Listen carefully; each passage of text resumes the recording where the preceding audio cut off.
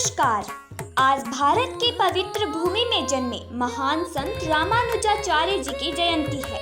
रामानुजाचार्य तमिलनाडु के श्री पेरम्बदूर गांव में तमिल ब्राह्मण परिवार में पैदा हुए थे। उनके गुरु श्री यादव प्रकाश थे, जो एक विद्वान थे और प्राचीन अद्वैत वेदांत मठवासी परंपरा का हिस्सा थे।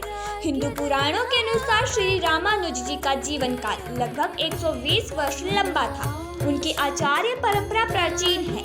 रामानुज जी की गुरु परंपरा में रंगनाथ मुनि एक प्रसिद्ध उपदेशक बन गए। रामानुज जी को नवरत्न कहा जाता है। वे आचार्य आलंबदार यमुनाचार्य के प्रधान शिष्य थे। गुरु की इच्छा अनुसार रामानुज जी ने 3 काम करने का संकल्प लिया। पहला, ब्रह्म सूत्र, दूसरा विष्णु सहस्त्र नाम और तीसरा दिव्य प्रबंधनम की टीका लिखना।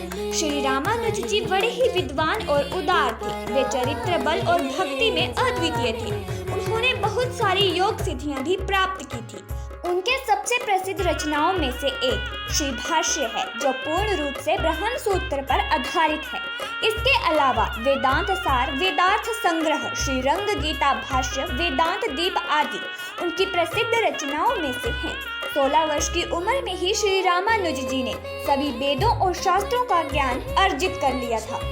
उस जमाने में सामाजिक भेदभाव को नकार कर दक्षिण भारत में रामानुज जी ने जाति भेद और समाज के लिए बहुत से कार्य किए। रामानुजाचार्य नदी किनारे जब स्नान के लिए जाते थे, तब वे अपने ब्राह्मण शिष्यों के कंधे पर हाथ रखकर चलते थे और स्नान करके वापस आते समय तथाकथित अस्पृश्य शिष्यों के कंधे पर हाथ रखकर चलते थे। शूद्रों को मंदिर में प्रथम प्रवेश उन्होंने ही करवाया था। रामानुज जी ने मैसूर में अपने 16 वर्ष की यात्रा के दौरान अछूतों को बचाया था। उन्होंने जोर देकर कहा कि तथाकथित अछूत निचली जाति में पैदा नहीं हुए हैं। धार्मिक शिक्षा के मामले में अछूत पीछे न रहें, इसीलिए उन्होंने ऊंच और नीच के अंतर पर विचार किए बिना सभी वर्गों और सभी जातियों के लिए धार्मिक शिक्षा के द्वार खोल दिए।